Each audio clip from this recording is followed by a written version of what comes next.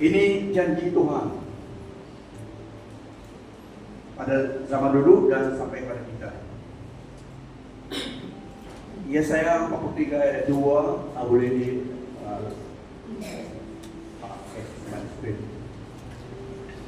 apabila engkau mengharungi pertama di dalam Efesia, apabila engkau mengharungi air, aku akan menyertaimu dan engkau tidak akan dihanyutkan saat mengharungi sungai.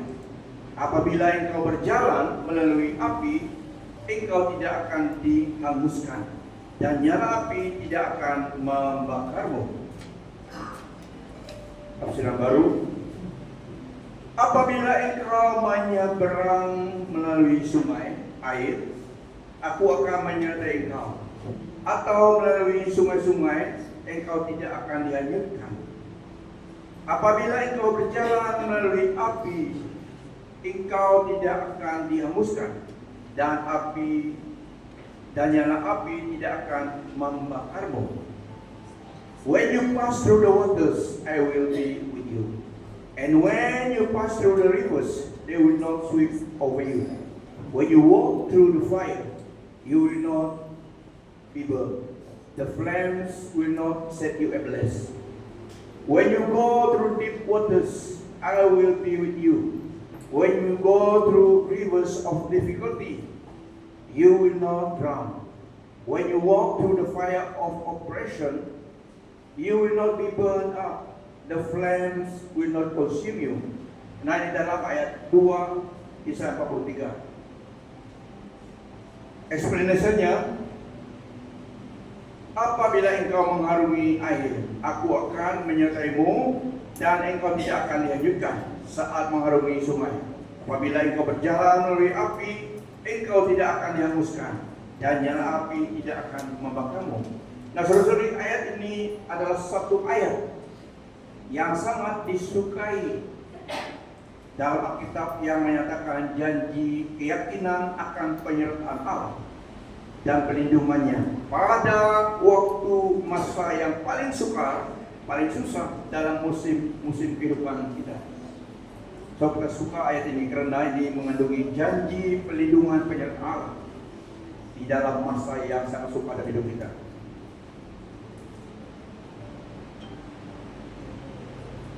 Pengertian dari ayat ini, Yesaya 43 ayat 2 tadi, apabila engkau menyeberang melalui air, aku akan menyertai engkau. Atau melalui sungai-sungai, engkau tidak akan dihanyutkan.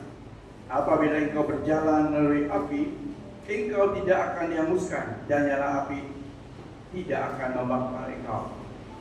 Dalam ayat ini, firman Tuhan menggunakan dikatakan bahasa kiasan, metaphor, imagery of water and fire. Ini adalah bahasa kiasan, bahasa metaphor. Dalam budaya orang Ibrani, deep waters ataupun air yang dalam dan api adalah dua bahasa kiasan ataupun metaphor yang melambangkan, yang refer kepada bahaya-bahaya, keadaan-keadaan huru hara, cabaran-cabaran dalam kehidupan yang sangat ekstrim, sangat berat dalam kehidupan manusia. Digunakan metafor. Orang Ibrani selalu menggunakan bahasa kiasan metafor. Banyak juga menggunakan the parables, gambaran bahasa yang dapat mereka mengerti, dan parable juga adalah ada pelajaran di dalam parables. So di sini menggunakan bahasa kiasan metafor, yaitu air yang dalam dan api-api, melambangkan, referring kepada keadaan bahaya dalam kehidupan, keadaan yang huru hara dalam kehidupan, cabaran dalam kehidupan yang sangat berat, bukan biasa-biasa, ekstrim. Air represent waktu hidup dilanda keadaan yang sangat berat, seperti banjir, like a flood, rasanya. Dan api melambangkan intense suffering, masa-masa yang sangat sukar dalam hidup kita, seperti di dalam furnace of fire. Dan dalam ayat ini, kata apabila yang ada, bukan kalau. Bermaksud ada, ya, bermaksud ada masa demikian. Kata itu apabila engkau, bukan if tapi when. Jadi ada acknowledgement bahwa ada pergumulan yang akan diladakan oleh kita di dunia ini. So kata apabila, when you go to the fire, bukan if tapi when. Kalau belum ada masanya, maksudnya ya. Selagi kita hidup di dunia ini ada masa kesukaran, bahaya, ada banget cabaran. So dikatakan apabila, when you go through the deep waters, when you go through the fire. Nah, bukan if, bukan kalau. Dia kawanmu, bukan kalau. Bukan kalau, ya, tapi apabila. Ini bahasa bukan kalau ya. Tapi apabila, when, bukan if. Bermaksud memang ada. Ini mengakui acknowledge bahwa pencobaan, cabaran, pergumulan adalah perkara atau keadaan yang ada sebagian pengalaman dalam kehidupan manusia di dunia ini, dan juga menjadi pelajaran peringatan untuk kita sebagai orang percaya di dalam sepanjang hidup kita di dunia ini. Tetapi kita lihat janji ini bukannya meniadakan cabaran dalam hidup, bukannya the removal of the trial tribulation, tetapi janji akan penyertaan divine presence of God, penyertaan Tuhan di dalam setiap cabaran pencobaan, di setiap musim kehidupan, in every season of life. Sepanjang jalan kita. Ada negara yang ada 4 season, tetapi Malaysia semua season, ya. Tidak dapat diramakan lagi. Mau hujan tapi kemarau, mau kemarau hujan. So tidak dapat 100% percaya kemana cuaca, karena itu kan ramalan. Okay. Tetapi ada. So janji ini bukan meniadakan cabaran pergumulan dalam hidup, tetapi janji akan penyertaan Tuhan di dalam setiap cabaran pencobaan, di setiap musim kehidupan kita sepanjang perjalanan. Aku akan menyertaimu. Ini adalah satu assurance, satu kata-kata Tuhan yang meyakinkan kita kepada Musa dulu, Nabi Musa, kepada Yosua, dan juga kepada kita. Immanuel, God with us. Ya, bahwa Yesus datang dan bawa hadirat Tuhan. Janjinya daripada Old Testament kepada orang Kristen. Immanuel, dia bawa hadirat Tuhan. Ya kawanmu, Immanuel, God with us. Sepanjang setiap musim kehidupan. Allah katakan kepada Musa, aku menyertaimu. Kepada Yesua, yang aku menyertaimu. Dan kepada kita, Immanuel, God with us. Yesus datang. So janji penyertaannya di tengah-tengah cabaran pergumulan dalam hidup ini. Dia memberi perlindungan, absolute protection, perlindungan yang lengkap. Janji bahwa air tidak akan menghanyutkanmu dan api tidak akan membakarmu, bermaksud cabaran pergumulan dalam hidup boleh mengubah kita, membentuk kita, namun semuanya tidak dapat menghancurkan jiwamu atau memusnahkan hubunganmu, standingmu dengan Tuhan. Tetapi kita tetap menjadi milik Tuhan, umat milik kepunyaan Allah dalam Yesus Kristus. Immanuel, God with us. Yohanes 10:28-30 Yesus memberi janjinya. Dan aku memberikan hidup yang kekal kepada mereka, dan mereka pasti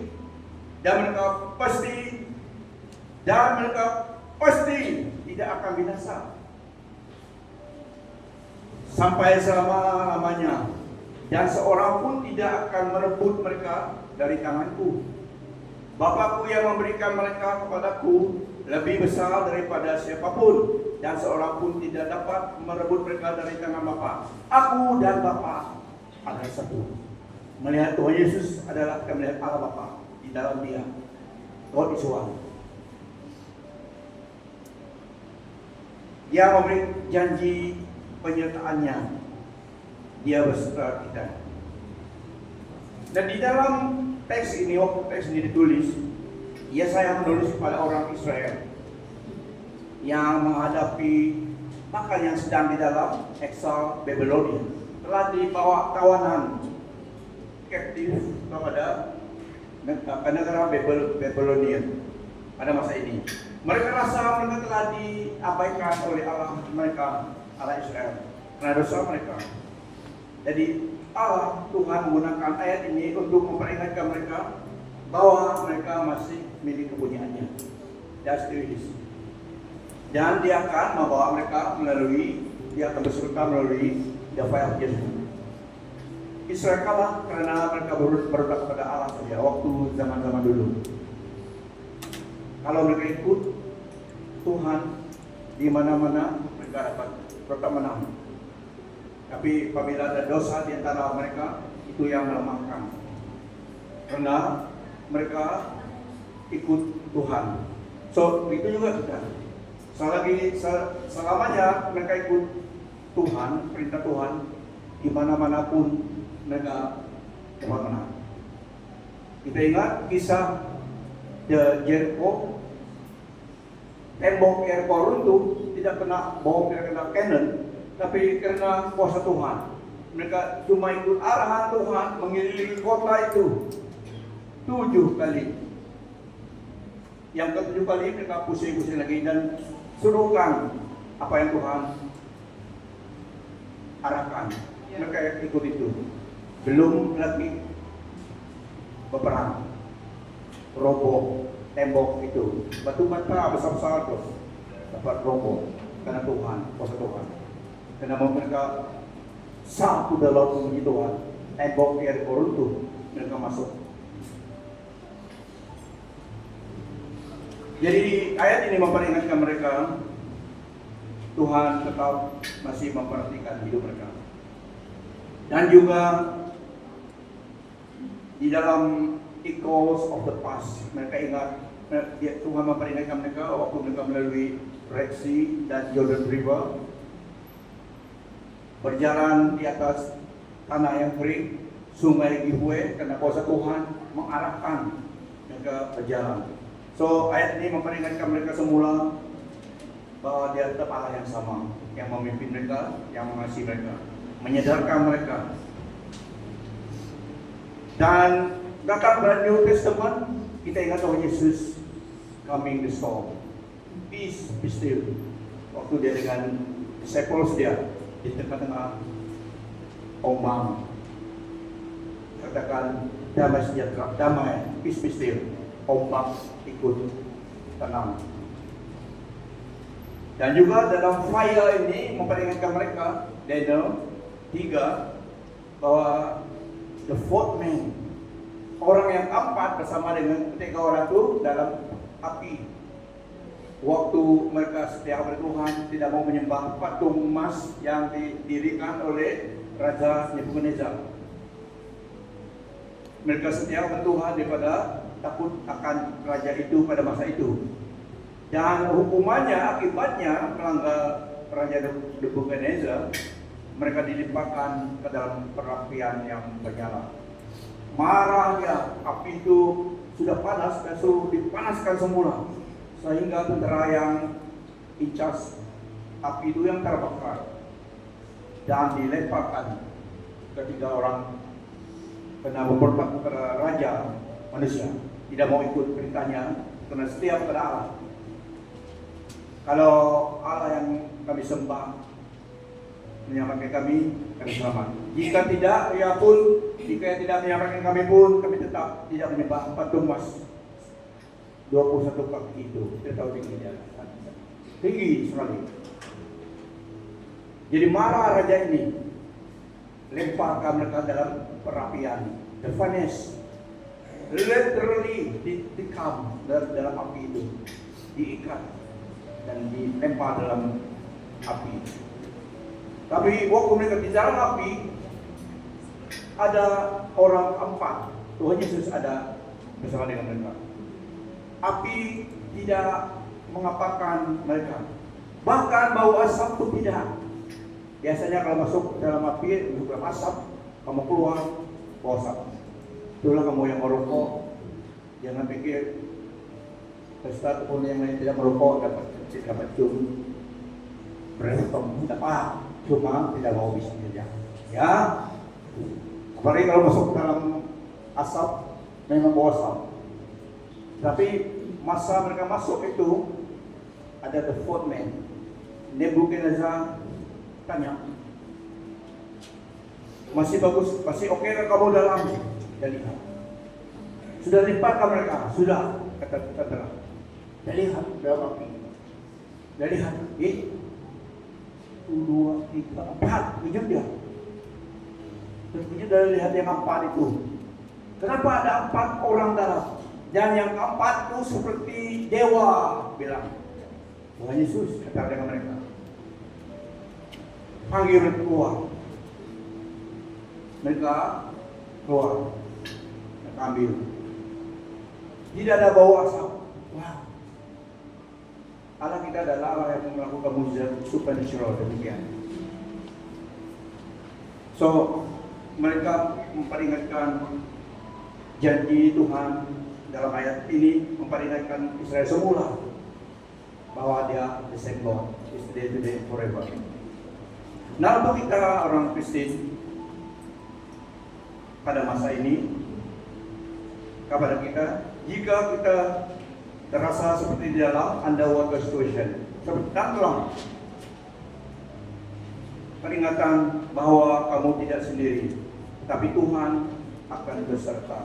Ya, situasi hidup dalam hidup kita ada masa yang sangat sukar sekali. Yang tanya, where is God? God is with you.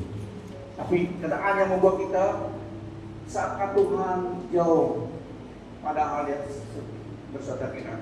Firman Tuhan juga katakan, the Spirit of the Lord is in us, with us, and for us. Di dalam kita, kenyataannya beserta kita. Makanya tidak sendiri waktu di dalam cobaan pergumulan dan hidup ini. Sebagai orang percaya yang telah ditebus oleh darah Yesus, ya sebagai Allah Bapa sanggup memelihara kita sebagai biji matanya. After all, dengan darahnya dan hidupnya, dia telah menebus kita menjadi milik kepunyaannya. Dengan harga yang lunas dibayar, darahnya dicurahkan. So percayalah, tetap percaya pada Tuhan, janjinya adalah firman-Nya. Waktu kita menghadapi cobaan, karena Tuhan setia. Pencobaan yang kamu alami ialah pencobaan biasa yang tidak melebihi kekuatan manusia. Sebab Allah setia, dan karena itu Dia tidak akan membiarkan kamu dicobai melampau kekuatanmu. Pada waktu kamu dicobai, Ia akan memberikan kepadamu jalan keluar sehingga kamu dapat menanggungnya. So Allah setia. He won't let you go beyond the strength of your faith from time to time. Ya, yang diizinkan supaya kita bertumbuh di dalam kehidupan rohani kita. Ketabahan, kata firman Tuhan, diizinkan supaya kita semakin tabah dalam hidup sebagai orang percaya. Karakter kita. Kalau kamu doa, Tuhan beri saya kesabaran, Tuhan izinkan sesuatu yang merisau, yang menyusahkan kamu. Baik. Berdoa untuk kasih, supaya mengasihi orang, Tuhan izinkan kamu bertemu dengan orang jahat, apapun situasi yang jahat. Kamu caci maki dia apa, ataupun bagaimana. Sebenarnya itu menolong kamu supaya upgrade kamu. Testing. Tuhan itu setia. Kalau dia tahu kamu perlu itu, dia izinkan. Sabar. On the road, tunggu on the road, kamu doa supaya Tuhan beri kamu sabar. Waktu driving on the road, kamu overtake terjadi. Yang itu dia slow, tapi dia di dalam lane yang laju. Marah kamu, mohon sama juga. Kadang ada yang mohon. Overtake, dia tidak gue, slow dia. Pernah demikian? Mau marah. Saya sama dulu, saya itulah belajar sabar. Mau overtake terjadi, padahal slow saja. Kadang-kadang dua sama-sama begitu, mau overtake terjadi. Sebenarnya apa yang Tuhan izinkan untuk kita adalah di dalam penguasaannya supaya membentuk pribadi kita. Walaupun tidak selalu, tetapi when we go through the moment, Ia akan memberikan kepadamu jalan keluar sehingga kamu dapat menanggungnya. Tuhan setia. The fact is God is faithful. We have to believe and amen. Dia Allah yang setia. Bukan berdasarkan perasaan kita, tapi berdasarkan Dia kepada firman-Nya. Dia setia. Yang katakan Dia setia, Dia setia. Kalau kita tidak setia, dia tetap setia kepada firman-Nya, kepada pribadinya. Nah, closing remark, bagaimana kita pada zaman ini? Yang dapat kita lakukan adalah kita telah ditebus oleh darah Tuhan. Fix your eyes on Jesus. Selalu memandang kepada Yesus sepanjang jalan hidup kita. Pergumulan boleh ada di jalan kita, tetapi kita harus memandang kepada Tuhan Yesus yang sanggup menolong kita, meninggikan, membesarkan Dia, mengagungkan Dia daripada problem dari hidup kita. Siapapun memang ada pergumulan, ada masa cabaran dari hidup kita, but it will pass us by. Yang remain adalah Tuhan, firman-Nya, kesetiaannya. So, pandanglah pada Yesus Kristus yang dulu mengasihi kita, yang telah dulu berjalan daripada kita, yang bukan jalan, yang memberi kita kemenangan. Kuatkanlah iman kita dengan apa? Dengan firman Tuhan, renungan firman Tuhan. Firman Tuhan adalah makanan rohani kita. Firman Tuhan adalah untuk kita supaya iman kita teguh. Kalau kita mau dikuatkan dan iman kita, kenal firman Tuhan dan meditate. Firman Tuhan itulah yang memberikan kekuatan. Yang ketiga, maintain a consistent prayer life. Kehidupan doa kita harus ada, harus berdoa. Siapa yang tidak berdoa pagi ini tadi, jangan angkat tangan. Siapa yang belum berdoa bangun pagi tadi, jangan angkat tangan. Ada, mungkin tidak ada. Ulangi semua berdoa dulu, ya. Kalau belum doa tadi, dan mereka berdoa lah, bro. Atau kamu jumpa orang yang kamu apa? Brush shoulder, tapi kamu siap sudah. Ya. Doa itu untuk kita, kekuatan daripada Tuhan. Dia berikan untuk kita, hotline kita. Dia tahu sudah memerlukan tolongan. So, kita bertanggung jawab maintain consistent prayer life. Menjaga, maintain kehidupan doa kita. Jangan abaikan, jangan neglect kehidupan doa Anda. Personal. Kalau kita sudah berdoakan setiap hari, kalau kita berdoa committed to the Lord, kita rasa sangat ready to face whatever may come throughout the day. Tapi kalau kita belum berdoa, kita rasa masih sesuatu yang busy. So ingatlah, jika kau dalam keadaan demikian, go to the closet, diam diri, berdoa pada Tuhan. Commit the day to the Lord dengan thanksgiving, dengan keras. Kadang kita baru diam. Itu Nabi Musa pergi naik ke gunung. Sumber kemenangan, kekuatan adalah daripada Tuhan. Yang mengalahkan situation sepanjang hidup ini. Tuhan memberi kekuatan itu. That's why we go to God. Sebagai orang percaya, dan memberi kita caranya dan dapat berhubung dengan Tuhan. Yang keempat, trust and obey Him. Percaya dan percayalah Dia. Trust and obey. Apa yang dikatakan Dia setia. Meskipun tidak mengetahui semua hal, semuanya, tetapi percaya bahwa Tuhan adalah rencana Tuhan. Rencana Tuhan, jalan Tuhan adalah untuk kebaikan kita. Meskipun kita tidak tahu bagaimana Tuhan melakukan sesuatu, tapi percayalah. Seperti dalam Yeremia 29:11 juga, For I know the plan I have for you, plan to prosper you, and not to harm you, and to give you hope and future. Rencana Allah bagi umat Israel adalah untuk kebaikan mereka. Rencana Allah bagi kita orang Kristen, dan Yesus Kristus telah datang adalah rencana untuk kebaikan kita. Tidak ada apa yang dapat memisah kita daripada kasih Allah dalam Yesus Kristus. It is done. It is forever settled. Ini settled past tense, bukan S-E-T-E-L. Ini S-E-T-T-L-E-D, full stop. Ya, bukan S-E-T-E-L. Itu salah spelling, tapi di Indonesia boleh pakai lah. Apa yang Yesus lakukan is forever settled. Bagian kita adalah percaya kepada Dia dalam situasi apapun. Iman adalah komoditis di dalam alam rohani, in the kingdom of God. Waktu kita di dunia ini, kalau sampai di surga nanti kasih saja yang perlu. Waktu di dunia ini itu Tuhan, iman adalah suatu komoditi. Percaya kepada Dia, apa yang dikatakan, believe, even though belum melihat tapi percaya.